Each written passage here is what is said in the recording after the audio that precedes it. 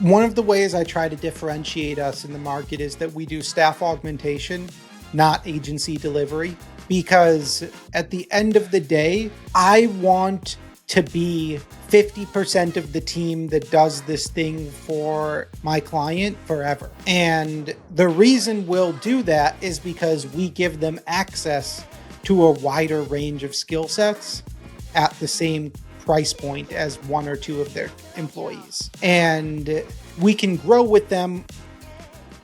1, 2, 3, 4. Welcome to the Small Business Mentor podcast, where we shine a light on the black holes of business growth with your host, Alan Pentz. In each episode, we explore the leaps and bounds entrepreneurs make as they push their businesses beyond the 1 million mark into the realm of professional sustainable growth. Stay with us as we navigate the journey from brute force to finesse.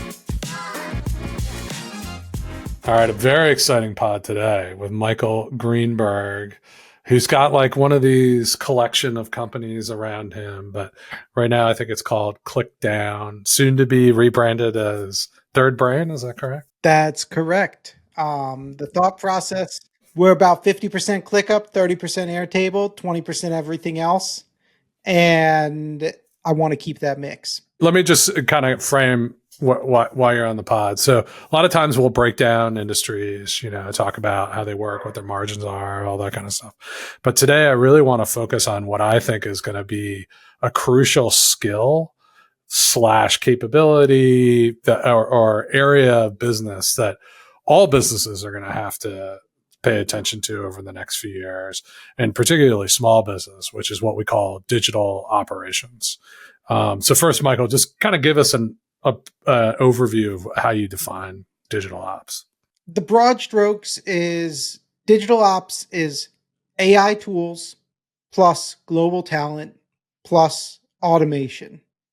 And the underlying idea is that you're designing processes and workflows and digital infrastructure in order to support the use of AI and automation and a global remote team to lower your cost structure and increase your task volume, increase the amount that you get done by having people not do things twice. That's awesome. And I think what we're seeing is like, just before we got on, I was talking about Greg Crabtree, who the author of Simple Numbers. He's been tracking this 100 company model across all different kinds of companies all over the country and kind of aggregates their data. And one of the biggest trends he's seeing now is, all labor was going through the roof during the late pandemic, so 21 into 22. But it really is clear now across these companies that direct labor is pretty much rising at the rate of revenue now, the cost of it. But it's really back office management and admin labor has been growing faster than revenue. And so our ability to manage our work is getting more and more expensive. And so the companies that can't do it well are just going to lose profitability and potentially go out of business. And that's where I think digital ops really plays a key role in helping you do that cheaper, right? I mean, the way I think about it is ultimately I am saving a customer either money directly by replacing something, saving them labor cost by increasing the speed at which something can be done, or we are increasing the right likelihood of some sort of new revenue action occurring as a result of a combination of eased workflow. So like more time for strategic thinking or preparation before meetings, or increased number of actions, be it sales follow-ups or just marketing content generated. So tell us about how you actually do this. So like you come into a company, what do you do day one? First off, we're going to have a few calls with the customer before we even sign with them, just to make sure they have enough size and operational requirements that they're going to really benefit. Because if you're too small, then automating a task brings you very little gain because you're not doing the thing enough for it to really matter. You can spend 3 weeks building an onboarding automation, but if you're not onboarding one person every month, it's not going to be worth your time to build. So once we know that, then we're generally starting with a single department, and we're starting with one process inside of that department. And if that is a process that touches some sort of external customer, like a recruiting process or an onboarding process for sales, after bringing on a customer, then we are going to follow that customer's journey. If it is a purely internal process, then we are going to follow the journey of the whatever piece of data or document format or project we are trying to track. And so we walk through that journey with as many people as we need to talk with. Generally, this is done in one-on-one interviews after initial departmental kickoff. And we find out step by step how the process, how the workflow works. At that point, we can actually do something. We can start automating, we can start building tools, identifying the bottlenecks, the repeatable points, the places where the data is just moving from one form to another that we can automate. And we're combining all of that into one new simplified workflow. So give me some examples. Like what gets automated, or what have you seen? Yeah. So I'm going to use a sales process because I think everybody's got one. In B2B sales, you're generally going to have some sort of pre-sale scoping period. That comes from after the first touch. You've got discovery. And a lot of times what we're going to build is just a little AI sales call summarizer to take lead intake information or discovery call information, summarize it, and slot it into a CRM for the team. Then we're going to have an automated follow-up sequence or an automated notification that says, hey, you haven't followed up with this person in X amount of time. That just depends on the sales process, how high touch they want to be with a human. And we'll go on to the actual scoping phase. Inside of scoping for like a home services client, we're going to build out a specific quoting device. So some sort of form that their team can use to fill out and generate quotes and proposals. For more complex sales processes and like B2B services where they can get a lot more complex in the way they're delivered, we're going to build, again, just call summarizers essentially that help us keep the sale moving from stage to stage, help keep building out the scope as we go through. And we might have 2 or 3 different like call summarizing transcript processors that we use to build different pieces of the final scoping document for the proposal. And then we're going to take all that, generate a contract inside of some sort of signing system, and send the contract out to the client, make sure it gets signed. That's close. Like that's almost verging on productization, isn't it? Or is it all just simple automation? I'm starting a new series of content, and this is something that you helped inspire me to start, where I'm just going to go look at tools in the market and be like, hey, I could rebuild this with these 3 automations and save you a little bit of time and a whole lot of money. And I think you are probably the one banging the drum more than anyone else that sort of what we're doing with digital ops now is building customized software and that it's going to eat the whole software stack. And I wholeheartedly agree because we are one of the firms that customers hire when they want to integrate every tool they use. If you're a $50 million a year holding company and you've got 40 locations and you want all of that information to get rolled up from your district managers into ClickUp or into some other tool and build out dashboards so you can monitor everything, we're one of the guys who figures out how to pull the data out of every tool and integrate it all to do that. And ultimately, everybody is just trying to cut costs wherever they can. And enterprise software, especially for like middle market enterprise software, is the champion of bloat inside of software budgets. And we had kind of seen this in our company where, we'll onboard, I think we onboarded 80 people last year, some crazy amount.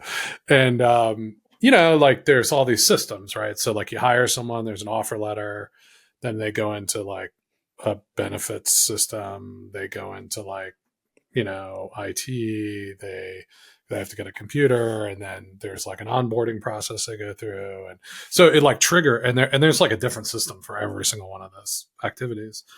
And so we found just this incredible number of hours spent just even, person got hired, so then I got to send an email to this person to set up this.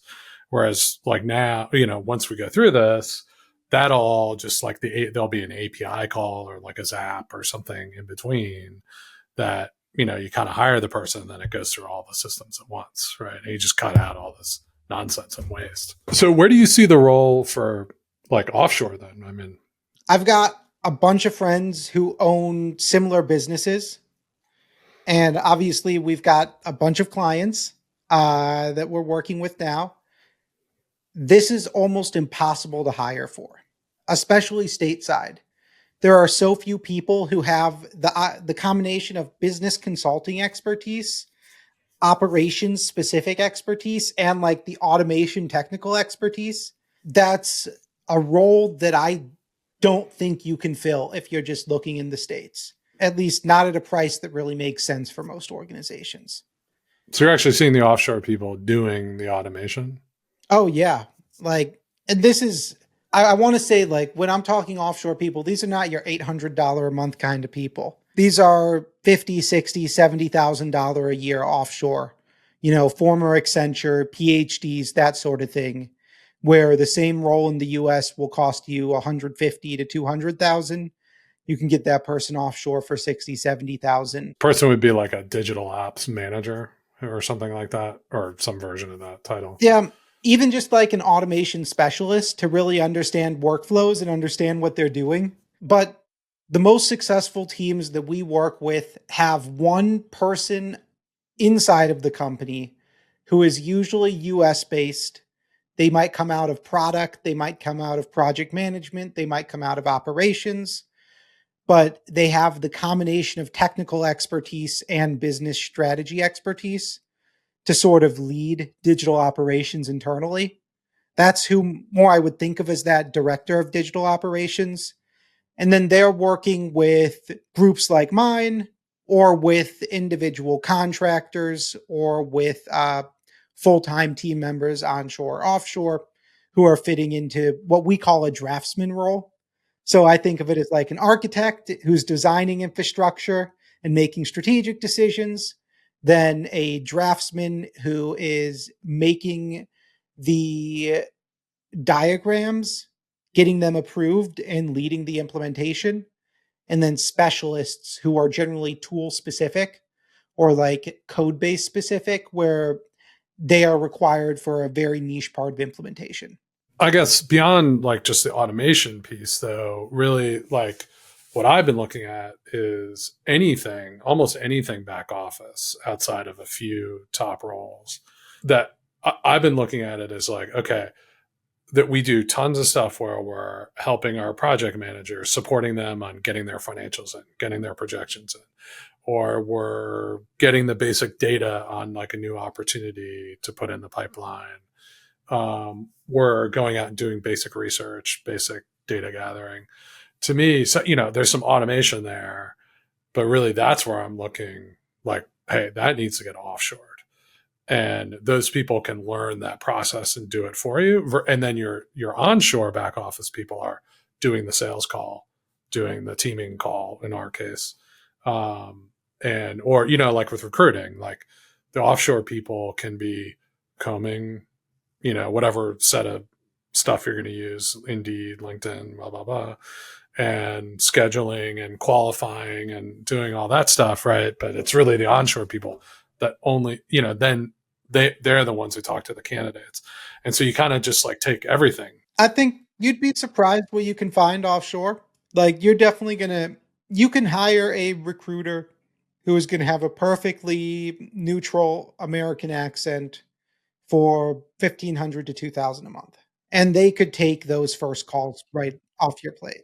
You're just going a little up in price, but it's still 70% of what you'd pay in the US for the same thing. Especially once you combine them with like a chatbot for a knowledge base support, then suddenly you can get somebody up to speed quickly. They've got a little assistant on hand whenever they need a little help, and you can hand off quite a bit more.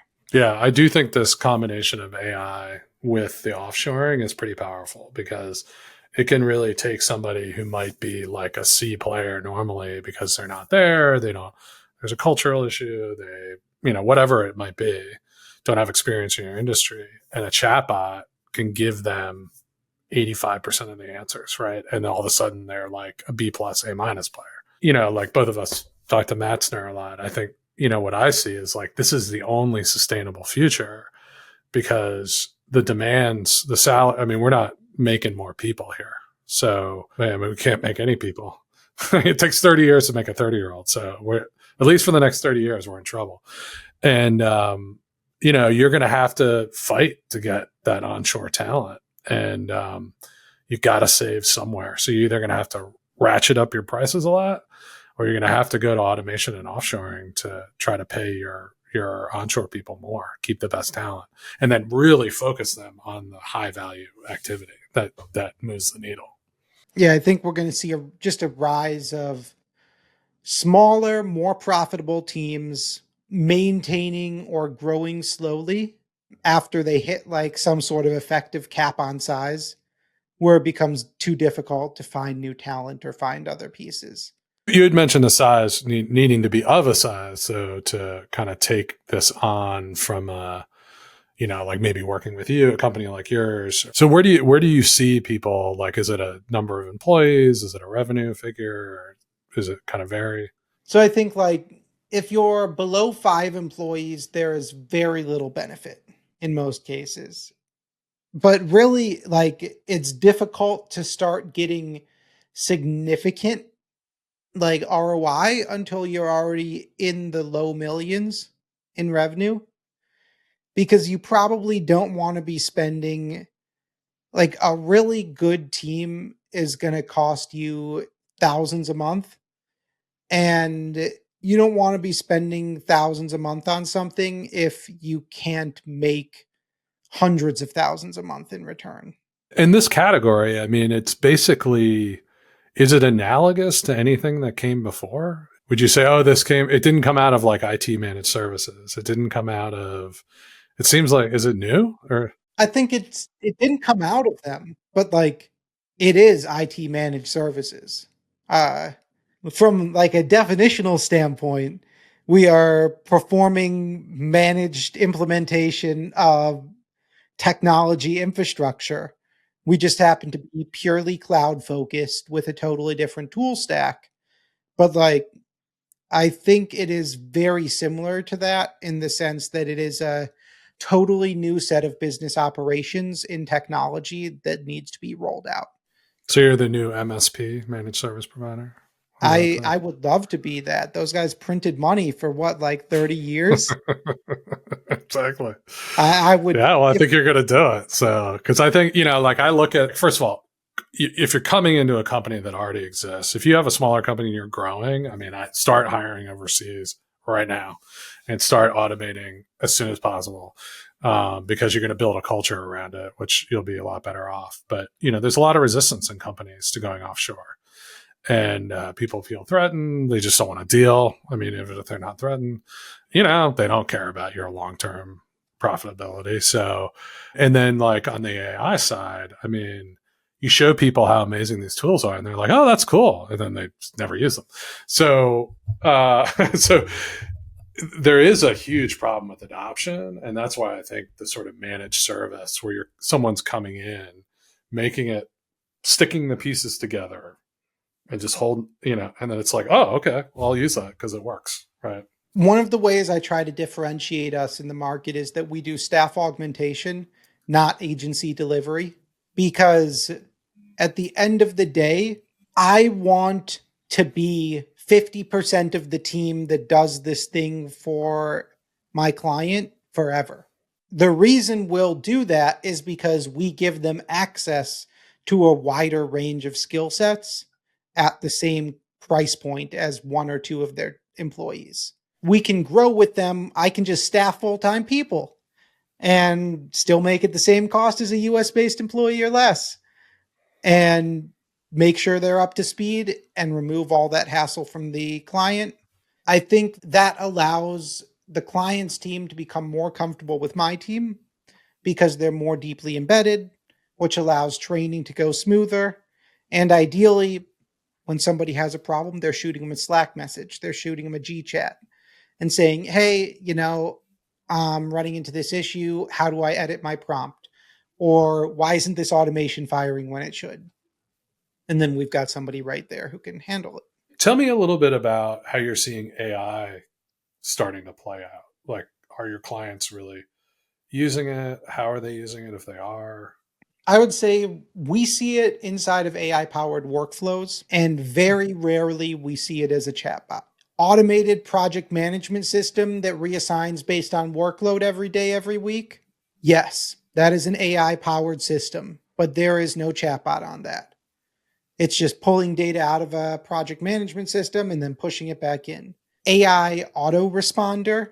So it's taking in like an intake form and then using that to customize a template, sending back out all day.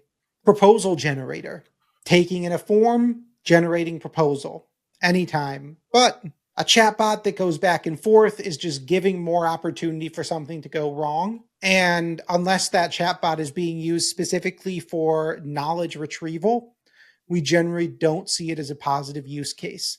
So what you're really saying is like, what people really want is like, I want a narrow sort of chat bot that just does this thing, like spits out an automated response, right? It's not, I guess it's not a chat bot, but it's just like a function. So are you like building that on top of ChatGPT? Yeah, absolutely. It's just like a web form or something that they... Different teams, different tools. We've got like a lot of sales teams like to use voice notes from WhatsApp or Slack. And so that way they just drop a voice note and then this AI assisted workflow transcribes it, matches it to the sales calls they were having that day. So it figures out what client is this voice note related to, cleans it up, drops it as a note in the CRM. But that's using like a ChatGPT to do that? So that would be like Slack to a ChatGPT to transcribe. And then via API, it would transcribe it. It would reformat it. And then it would like call out to HubSpot and call out to that salesperson's calendar and be like, hey, HubSpot, hey, calendar, who was he meeting with? And then sync it. Wow. Okay. So that was surprising to me. So just like, you think that the general chatbot like it's too open for people to know how to use it? Is that what you're saying? Like most teams are not willing to understand prompt engineering well enough and understand how the technology works well enough to really get massive use out of it. And if anything, they end up getting frustrated by it in certain cases. So like if you give them a prompt library, that's a different matter. But every prompt is really just a step in a piece of software or a step in a workflow that could be expanded upon. Are you guys doing GPTs at this point? Oh, yeah. So you're structuring like structured prompts, but you're giving them, to their mind, this thing is for one thing. It's solving X problem and you do Y and then you get an answer. It's not just some chatbot that you go ask and try to structure. Yeah. So like for my content operations setup, we've got a specific writer for each type of content we want to produce, because each one has a different workflow it will go through, and it has a different set of inputs and a different set of outputs. And by writer, you mean bot. It's a bot. Or like not even a bot at that point. It's like a series of prompts. So it's a whole workflow. And so the one that writes a case study for me is totally different from the one that writes my LinkedIn posts. Are you finding that you can upload source documentation to the GPT, right, to have it reference? Are you finding that like really gets it to answer more like you, or? It's a multi-step process. I generally start with a question answer pair. That generates a first draft. And then that first draft is going to be run through like a brand voice rewriter. And then it'll have some final step of formatting editing. And that's sort of the simplest form. You're kind of like making very specific tools like a bot, just for the sake of argument here. And like then sending the content over to another one that's very specific on this side, rather than trying to build that all into like a series of prompts for ChatGPT. You're not going to use a spoon to do a whisk's job. But this is supposed to be this LLM that does everything, right? Well, no, that's the thing is like LLMs aren't good at doing everything. They're good at doing very specific things, and you can teach them to get really good at one thing at a time. But these are not general tools in the sense, like, they are knives, but I'm going to pick up a different knife. I'm going to pick up Claude 3 Sentoku when I want to do fine precision cuts with creative writing instead of the GPT-4 chef's knife that I might use every day. Well, so I've tried this with like Twitter content, right? Writing my tweets. And I'll do like, I'll get a transcript from the guys doing it, like will interview me. I'll get the transcript. And I've tried to build a GPT a couple of times in different ways to like take it, here's my style, here's this, here's that. And what I find is it's usually pretty good at like pulling out an idea, but then it can't fill it out and it can't like make it into like what I give it an example, but it can only do like one of the things. It can't then go back and do this, then go. So I'm wondering, that might be an interesting use case to try. Like maybe like, it's like, hey, it's really good at coming up with the first line. And then you got to send it to Claude to like, fill it out kind of thing. About 90% of my content is AI written now on Twitter. And we take templates that we know work, we cross them with those question answer pairs. And as we've narrowed down the set of question answer pairs, so the source material we're working with, the message, we've seen the engagement go up. So it's been pretty straightforward to this point where it's like, okay, we know when the message gets better, the templates we're using are already pretty good.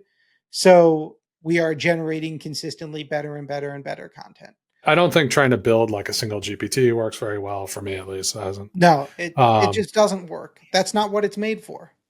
But then, what's your alternative is to what? Try to go train your own LLM? Like that's, I don't know. What does that cost? $300K or something like? No, it costs like $5.50 to train your own LLM.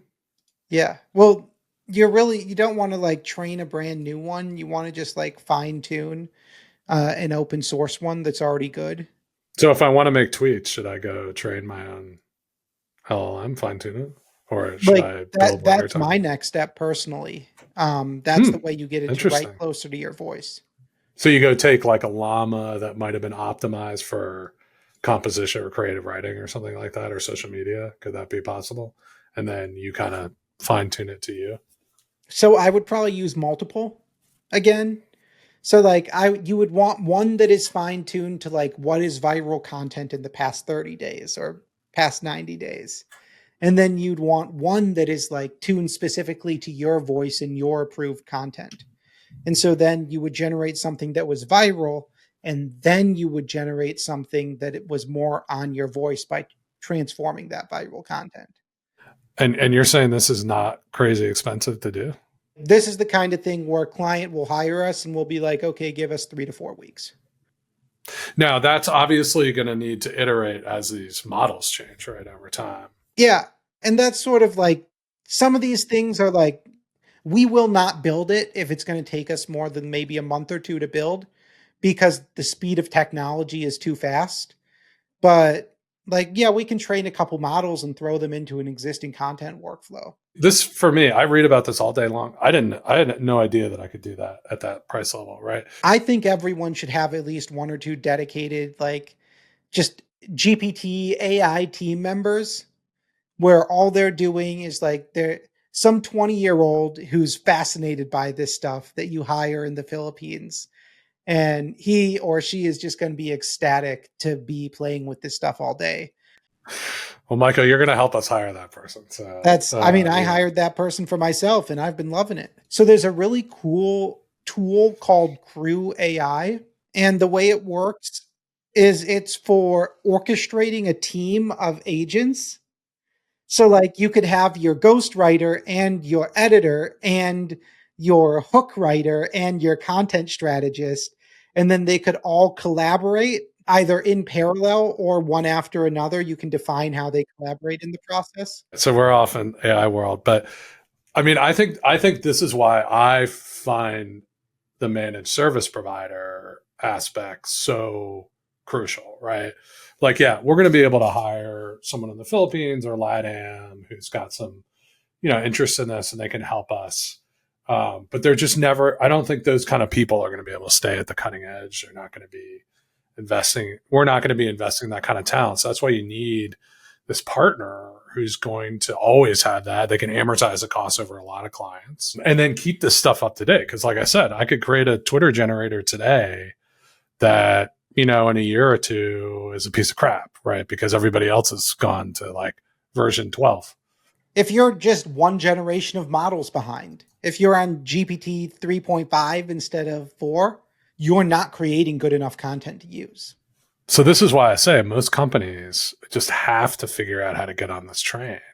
And I think it's coming because I feel like this is going to, I've said this many times, but the people who adopt this in an industry, right? So say like they create these little, chat assist things, or maybe they're not bots, but they're kind of narrow focus. So like recruiting and HR and blah, blah, blah. So now I can hire offshore people and they can operate at the level of my onshore competitor and like at 25% the cost, right? And then I can go out and surface more sales opportunities because I've got either global talent looking through stuff, but they're AI assisted. They're able to scrape more stuff. So at a certain point, you're getting to this thing where you're going to be able to cut your prices, sell more, make more money, and pay your best people more all at the same time. And like when your competitor does that, they're just going to crush you. They're going to be able to come in 20% lower and still pay their best people more than you. And make the same, maybe they make the same profit in that case. Then they're going to end up with better people. And then, I think it's probably not a 1-year thing, but over like 5 years, they just pull ahead. It's Max Verstappen on the track versus his competitors. I agree. And I think like companies like yours are going to have to proliferate to serve this community. I guess the big guys have got internal, they've got Accenture coming in, trying to do something like this or whoever, Everyone I know at this point is still very much agency or consultant model, because I have one friend who runs like a membership staff aug model. They only work with Fortune 1000 and he's staffing like one team member to one client, 100% capacity for that sort of work. And he's blown up, but he's still only hiring 1 or 2 a year. I think that's a good idea. So like get back to our Twitter creator, right? It's not a one and done. It's not a custom product in the sense of like before that, people would buy off the shelf software or they'd bring in outside people to build something for them. Now what we're really being able to do is kind of build on the fly without the cost that you used to have to incur, like the amount of brain damage it would take to build anything effective. And it sounds like to me you're building close to products with automations, but you have to change the mind frame from I'm going to build a product, use it, build another product, use it, to like I have a bunch of productized services, microservices that I've constantly got to update and manage, but they're going to make me. And that's what nobody wants to do. I have a former client who has recently been emailing me that everything is broken inside of their dashboarding. They canceled with us several months ago, and we told them, make sure you follow these instructions exactly as we have written them out, including these step-by-step videos, and nothing will break. This is how you add every new thing. And so if you are reaching out to us, we know you did not follow the instructions, because the system will keep working 100% of the time.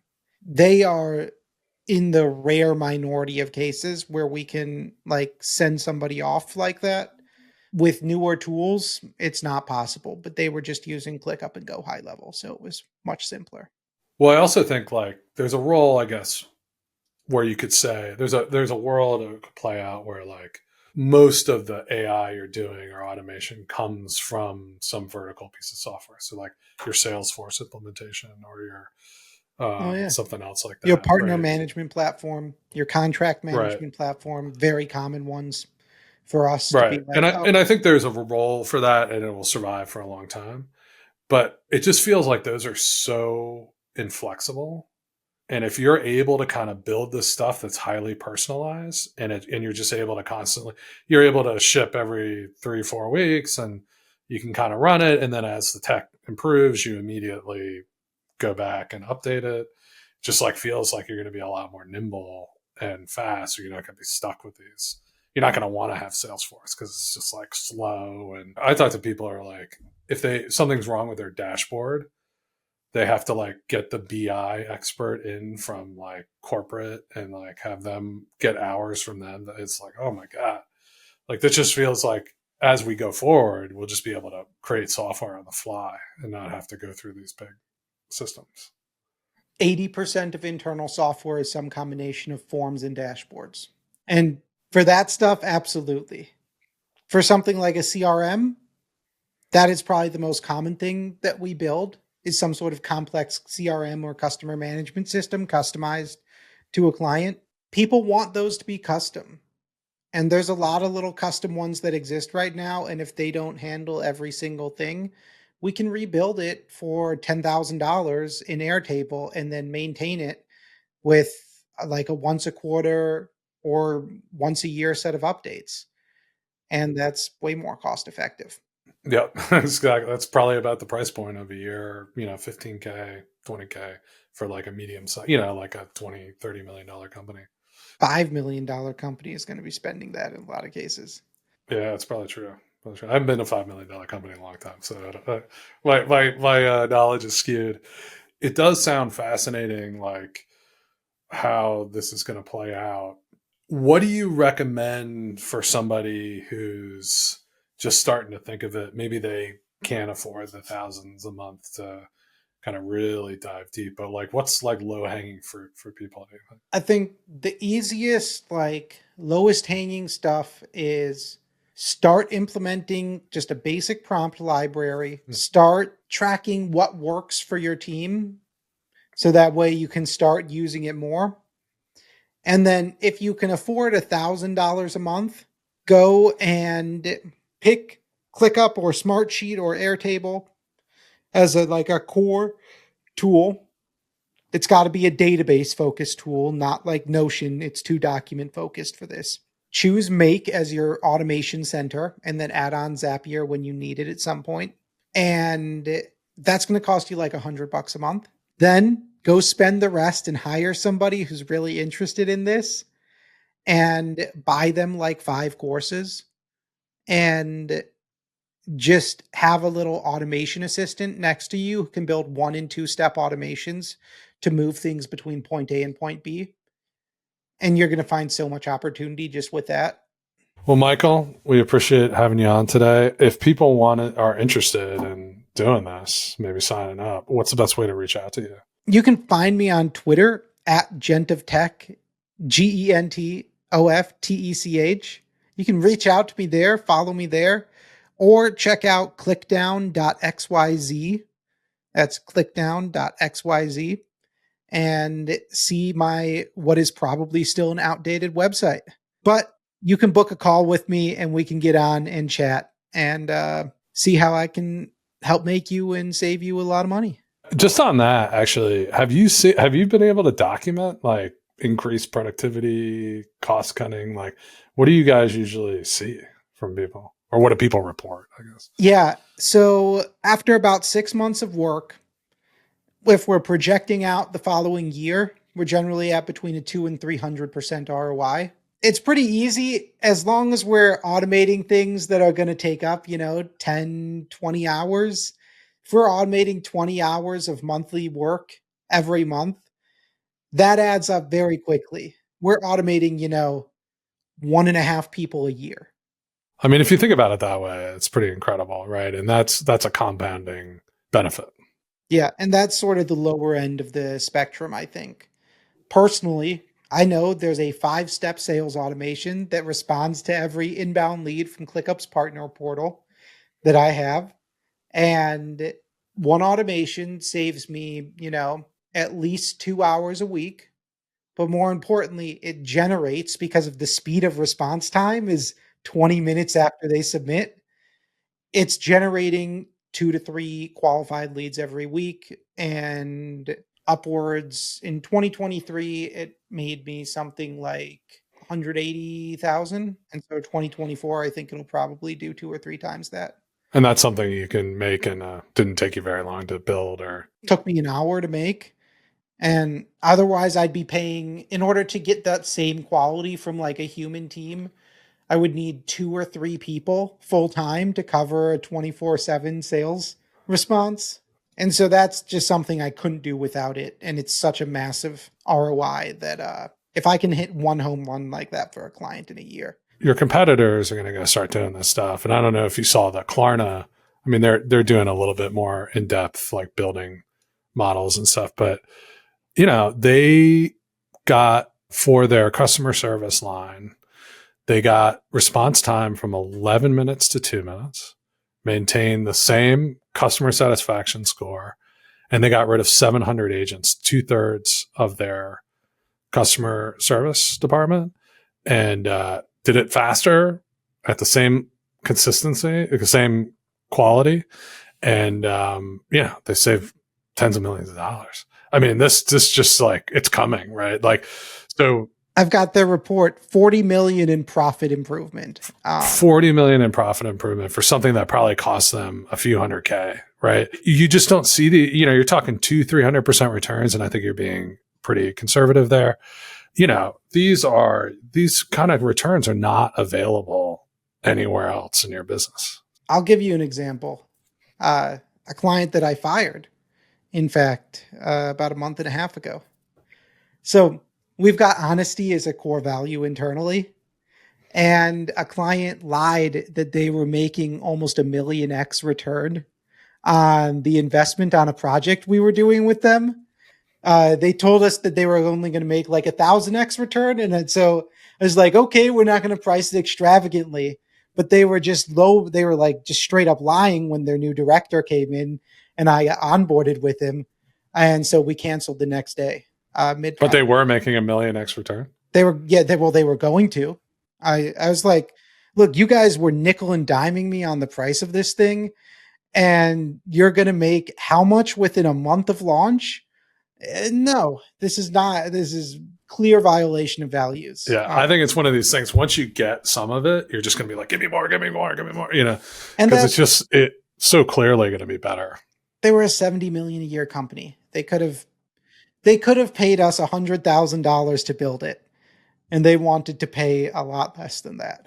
And they were going to make 6 million the first year from it. I mean, those kind of returns are just not available in the marketplace for anything that you're going to do beyond. Yeah. Like, I mean, you run a good business and you sell stuff and you deliver it and you make a good return on the capital invested, but anything else in your business doesn't get that kind of return. Like when you invest in software, even when you invest in new salespeople, right? It takes forever, blah, blah, blah, blah, blah. And not that you shouldn't do those things, but like, there's just very few things where it's like, I can put in $1 and it'll basically get me back 3 for perpetuity, no matter what. This is a very unique time. And I think I've just haven't seen anything like it in my lifetime. So I'm highly recommending everybody get out there and start looking at this. I look at like friends and family. I think most people are just going to let this pass them by. I'm far enough in my career. I've got 5 years left. It's going to take 5 to 10 to adopt this thing. So I'm going to be able to clock out before it does. Michael, thank you for your time today. Thank you. And good to have him on the pod. Yeah, it's been awesome. You've been listening to the Small Business Mentor podcast, brought to you by Alan Pentz. For more insights on how to navigate your business through its black holes, visit @apentz on X. Don't forget to search for Small Business Mentor in your podcast app to subscribe. Thank you for joining us, and here's to your next leap in business growth.